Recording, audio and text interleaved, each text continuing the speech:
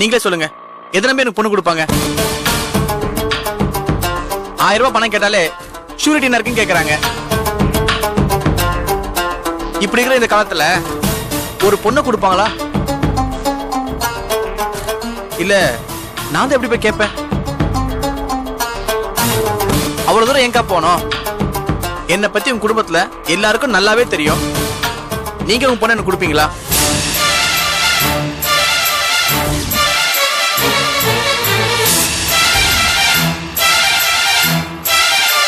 நீங்க எல்லாரும் கல்யாணிக்கு மாப்பிள்ளை கிடைக்காம கஷ்டப்படுறீங்க. அப்படி இருந்தோம் என் ஞாபகம் வந்துச்சாக்கா?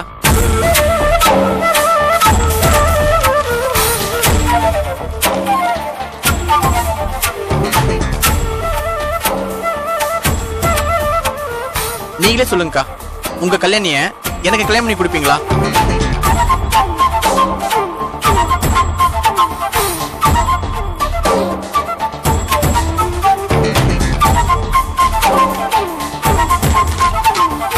பாத்தீங்களா, யோசிக்கிறீங்க.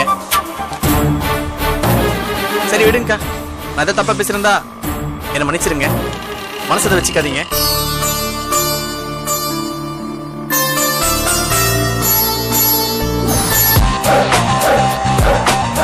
யோசிக்கிறியா? நல்லா யோசி. உன் மனசுல இந்த எண்ணத்தை விதைக்கத்தான் நான் இவ்வளவு நேரம் பேசினேன்.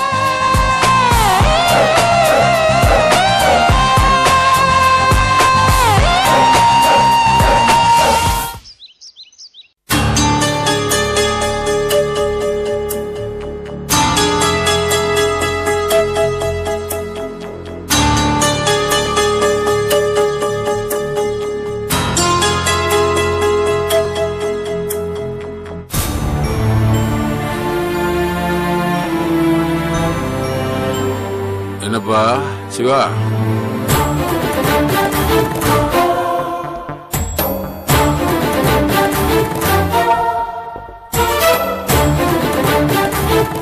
உங்க அப்பா கிட்ட இருந்து ஏதாவது தகவல் வந்துச்சா? என்ன தகவல் மாமா? என்னப்பா இப்படி கேக்குற? உங்க அப்பா என்கிட்ட லட்ச லட்சமா பணம் வாங்கியிருக்கான். அத திருப்பி தரணுங்கிறத பத்தி ஏதாவது தகவல் வரலையா? சிவா, அவனால இப்ப அவ்வளவு பெரிய அமௌண்ட தர முடியாதுன்னு எனக்கும் தெரியும். அதுக்காகத்தான் உங்ககிட்ட ஒரு நல்ல ஐடியாவா கொடுத்தேன். அத பத்தி எந்த தகவலும் சொல்லாம இருந்தா எப்படி? அந்த மூளை கெட்டவங்கிட்ட போய் நான் என்னன்னு மாமா கேக்குறது? அதெல்லாம் எனக்கு தெரியாதுப்பா. ஆனா நான் கொடுத்த டைம் முடிஞ்சு போச்சு. அப்புறம் சும்மா இருந்தா என்ன அர்த்தம்? ஏங்க, அவங்கள வீடு காலி பண்ண சொன்னா அவங்க எங்க போவாங்க? எங்க போவாங்கன்னா ஏதாவது ஒரு வாடகை வீட்டுக்கு போக வேண்டியதுதான். இந்த பாரு சிவா, அந்த இடத்தை பில்டருக்கு வித்தா நமக்கு பணம் வரும். அதுல நம்ம பணத்தை எடுத்துக்கிட்டு மீதி அவர்கிட்ட கொடுத்துருவோம். பாரு சிவா, அந்த இடத்தை பில்டருக்கு வித்தா நமக்கு பணம் வரும். அதுல நம்ம பணத்தை எடுத்துக்கிட்டு மீதி அவர்கிட்ட கொடுத்துருவோம். நீதான் போய் உங்க அப்பா கிட்ட வீட்டை காலி பண்ண சொல்லி சொல்லணும். ஒவ்வொரு டைமும் நானே போய் சொல்லிக்கிட்டு இருக்க முடியாதுப்பா. அப்பா, அவங்க உங்களுக்கு தர வேண்டிய பணத்தை எனக்கு நீங்க கல்யாணத்துக்கு வரதட்சணையா கொடுத்தீங்கன்னு நினைச்சுக்கோங்களேன். இது பார் பவித்ரா, எதை எப்படி சரி பண்ணணுங்கிறது எனக்கு தெரியும். நீ கொஞ்சம் பேசாம இருக்கியா? இந்த பார் சிவா, உங்க வீட்டு பத்திரம் கூட இப்ப என்கிட்ட தான் இருக்கு. அதனால உங்க வீட்டை விக்கிறது ஒண்ணும் எனக்கு பெரிய காரியம் இல்லப்பா. இந்த வீடு வாங்க வர்றவன் அதான் பில்டர் வரும்போது வீடு காலியா இருக்கணும் இல்ல? சரிங்க மாமா, நான் போய் காலி பண்ண சொல்றேன்.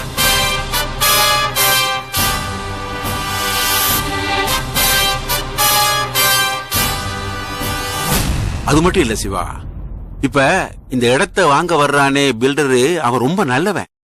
நாம கேக்குற ரேட்டை கொடுத்துருவான். அவனை விட்டுட்டா அப்புறம் உங்க அப்பனுக்கு இல்லாம நமக்கு இல்லாம போயிரும்பா. அதனாலதான் சொல்றேன், முடிஞ்ச வரைக்கும் சீக்கிரமா அவங்கள காலி பண்ண வச்சிடணும். கையில காசை பாத்துடணும்பா.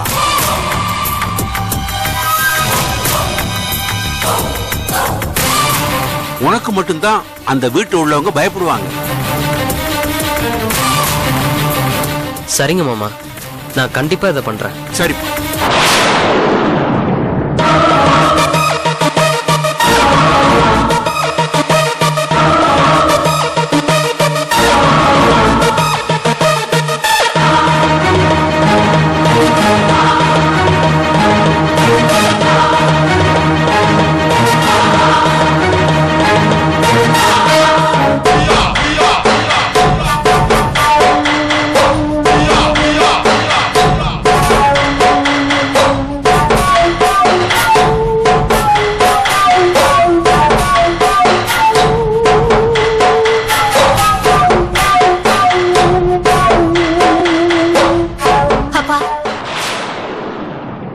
இது கொஞ்சம் கூட நியாயம் இல்ல.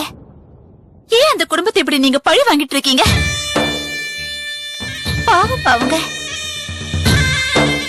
ஆமாங்க, நீங்க செய்யற பாவம் நம்ம பொண்ணதாங்க பாதிக்கும். பேசாம விட்டுருங்க. நாம இப்ப அந்த பணத்தை வாங்கிதான் சாப்பிடணுமா? எனக்கு நீங்க 2 பேரும் அட்வைஸ் பண்றீங்களா? உங்களுக்கு பொழுது போகலைன்னா காலையில வீட்டு வேலை செய்யறதுக்கு ஆளுங்க வருவாங்கல்ல, அவங்கள கூப்பிட்டு வச்சு அட்வைஸா கொட்டுங்களேன்.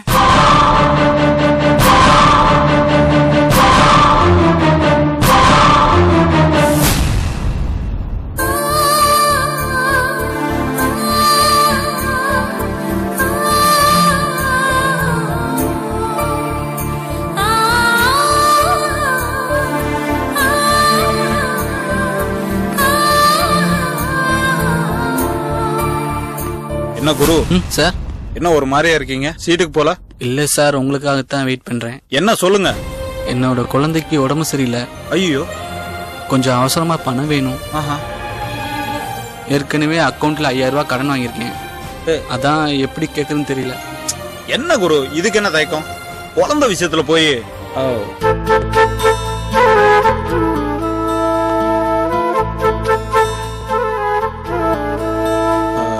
இதுல 5000 ரூபாய் இருக்கு. Okay sir.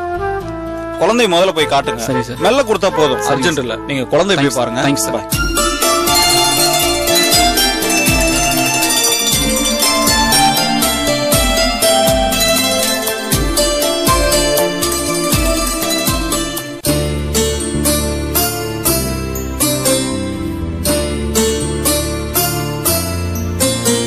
டேய் மாப்பிள்ள குரு, அவருக்கு குழந்தை சென்டிமெண்ட் இருக்குன்னு தெரிஞ்சு நல்லா ஆட்டே போறேடா. வெறா இதெல்லாம் பெருசா பேசிக்கிட்டு போடா, போய் வேலையை பாடுறா.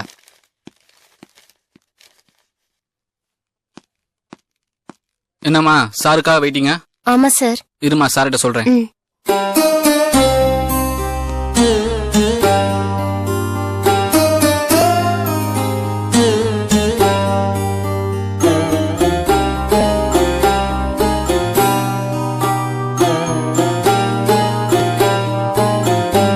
மேடம், சார் உங்களை உள்ள கூப்பிடுறாரு.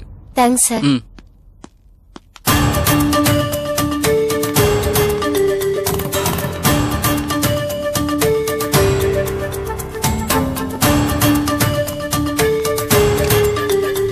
சார் வாங்க தேவி. நீங்க வருவீங்கன்னு கல்யாணி போன் பண்ணி சொன்னாங்க. உட்காருங்க. இல்ல பரவாயில்ல சார். ஐயோ பரவாயில்ல, பிளீஸ் உட்காருங்க.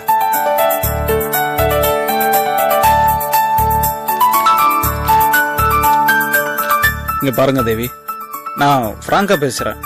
மனசுல பட்டது சொல்லிடுறேன். இப்போ நீங்க என்ன மனநிலையில இருக்கீங்கன்னு எனக்கு புரியுது.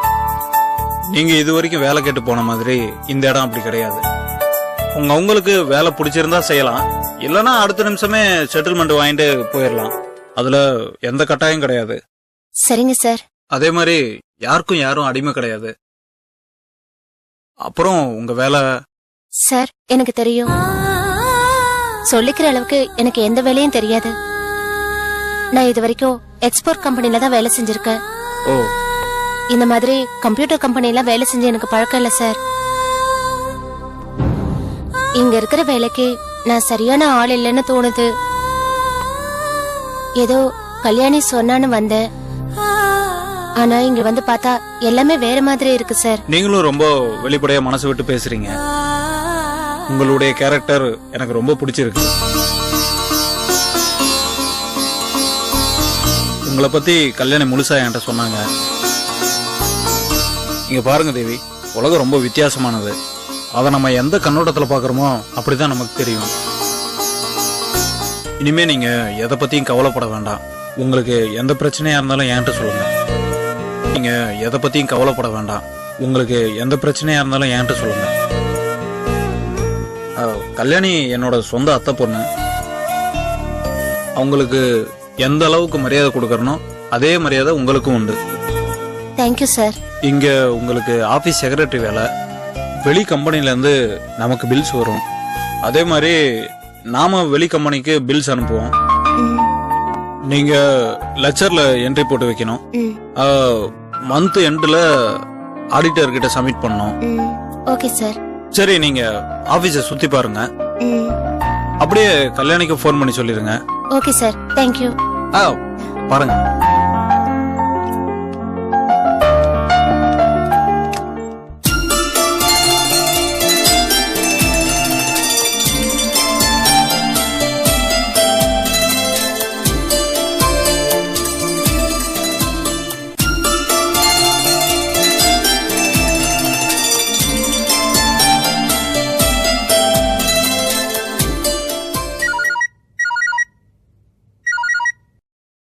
சொல்லு தேவி, வேலையில சேர்ந்துட்டியா? இப்பதான் ஜாயின் பண்ண. கல்யாணி, நான் உனக்கு ரொம்ப நன்றி கடன் பட்டிருக்கேன். நீ எனக்கு கடவுள் மாதிரி. ஏய், என்ன நீ குழந்தை மாதிரி பேசிட்டு இருக்க? ஆமா கல்யாணி, எங்க போனாலும் எனக்கு நிம்மதி இல்லைன்னு அழுதுட்டு இருந்தப்போ இப்படி ஒரு நல்ல இடத்துல என்ன வேலைக்கு சேர்த்து விட்டுருக்கியே. உன்னை என் வாழ்நாள்ல மறக்கவே முடியாது கல்யாணி. ரொம்ப சென்டிமெண்ட் டயலாக் எல்லாம் பேசிட்டு இருக்காத, போய் வேலையை பாரு. கல்யாணி, நான் உன்கிட்ட ஒன்னு சொல்ல மறந்துட்டேன்.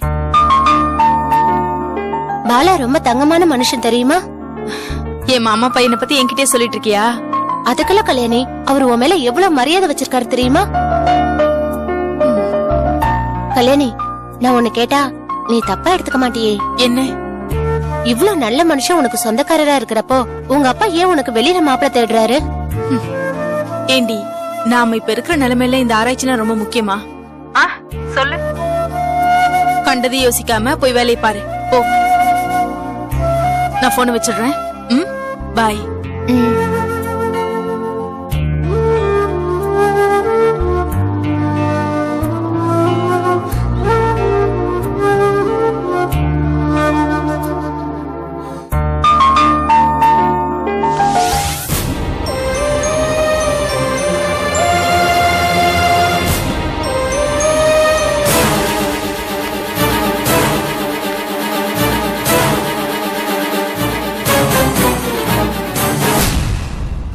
டேய் சிவா, வாடா. ஏண்டா இங்கே நிக்கிறேன், உள்ள வாடா. ஹலோ, நான் ஒன்னும் வீட்டுக்குள்ள வந்து நடுகால்ல உட்காந்து தலைவாழை இலை போட்டு விருந்து சாப்பிட வரல. எப்ப வீட்டை காலி பண்ண போறீங்கன்னு கேட்டுட்டு போக வந்திருக்கேன். அதான் ஏற்கனவே சொல்லிட்டோம்ல, நாங்க எப்படியாவது கடனை அடைச்சிடுறோம். வீட்டெல்லாம் தர முடியாது. ஏய், உன்கிட்ட என்ன பேச்சு? ஹலோ மிஸ்டர், நீங்க சொல்லுங்க. அதான் அவளே சொன்னாலே. ஏன் உங்களுக்கு முதுகெலும்பு இல்லையா? எங்களுக்கு கடன் அடைக்கிற கதையெல்லாம் கேட்க பொறுமை இல்ல. முதல்ல வீட்டை காலி பண்ணுங்க. ஏன் பணத்தை திருப்பி கொடுத்தா வாங்கிக்க மாட்டீங்களா? எங்க இருந்து திருப்பி கொடுப்பீங்க? இதோ நிக்கிறாள இவள அந்த தடிமாடு இன்ஸ்பெக்டருக்கு வித்து அவனை வச்சு மிரட்டலான்னு பாத்தீங்க. பருப்பு வேகல, அவனே உள்ள கிடக்குறான். இப்ப அடுத்து யாருக்கு வளவரிக்க போறீங்க? ஏய் சிவா. ஏய் அடங்கடி, அவ்வளவு ரோசம் இருக்குல்ல, பேச்ச கேட்க பிடிக்கலன்னா வீட்டை காலி பண்ணுங்க. டேய், அக்கா கிட்ட பேசுற மாதிரியாடா பேசுற? யோ, இந்த மாதிரி பேசி பேசி உனக்கு போர் அடிக்கல? இதோ பாரு, அதிகமாலாம் இல்ல, 3 நாள் தான் டைம் தருவேன். அதுக்குள்ள நீங்க வீட்டை காலி பண்ணல, சாமா செட்டெல்லாம் ரோட்டுக்கு பறக்கும். உங்களோட சேர்த்து. முடியாது. என்னடா பண்ணுவ? என்ன பண்ணுவனா? இப்ப பாரு.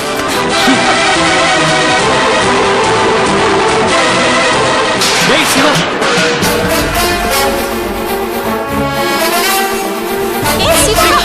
என்னடா பண்ணிட்டு இருக்க? சிவா டேய்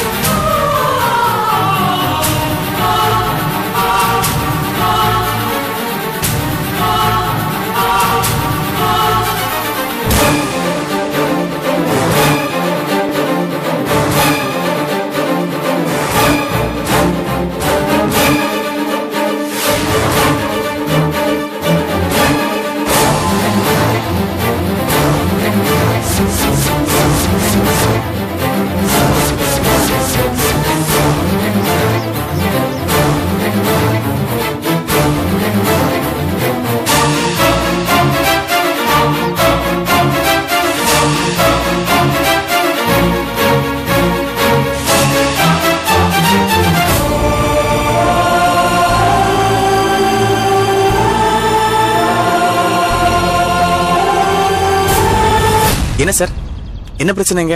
அதான் நான் வரும்போது சொன்னேனேப்பா, வீட்டு மேல இருக்கிற கடை அதுக்காக எங்களை காலி பண்ண சொல்லி ரகலை பண்ணிக்கிட்டு இருப்பான். சார், என்ன பிரச்சனை இருந்தாலும் பேசி தீர்த்துக்கலாம். அதுக்காக பாத்திரத்தெல்லாம் தூக்கி போடுறது நியாயம் இல்ல. முதல்ல மரியாதையா அடுத்து உள்ள வைங்க. சார் யாரு? நான் யாருன்னு அப்புறம் சொல்றேன். முதல்ல பாத்திரத்தை எடுத்து உள்ள வைங்க. யோ, ஆட்டோ ஓட்டிக்கிட்டு வந்தமா, கஸ்டமரை டிராப் பண்ணமா, போனமான்னு இருக்கணும். அனாவசியமா நாட்டாம மாதிரி மூக்க நுழைக்க கூடாது. நான் ஆட்டோக்காரன் தான், ஆனா இந்த வீட்டுல எல்லாருக்கும் என்ன நல்லாவே தெரியும். ஓ, அப்படி போதா கதை? இன்ஸ்பெக்டர் கம்பி என்ன போனதுக்கு அப்புறம் இந்த ஆட்டோக்காரனை வளைச்சு போட்டீங்களா? அதப்படிங்க காக்கி சட்டை போட்டவனா பார்த்து கவர் பண்றீங்க? ஏய், பொம்பளை இருக்க வீட்டுல இப்படிதான் அசிங்கமா பேசுறதா?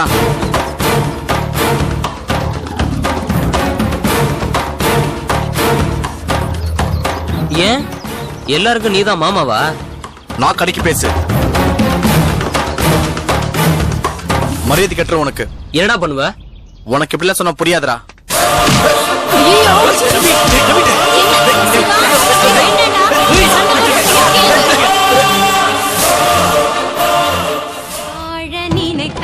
உன் பாதை தெரியும், பாதை அறிந்தால் உன் வாழ்க்கை தொடரும். வாழ்ந்து பாரடி பெண்ணே பெண்ணே, வாழ நினைத்தால் உன் பாதை தெரியும், பாதை அறிந்தால் உன் வாழ்க்கை தொடரும். வாழ்ந்து பாரடி பெண்ணே பெண்ணே.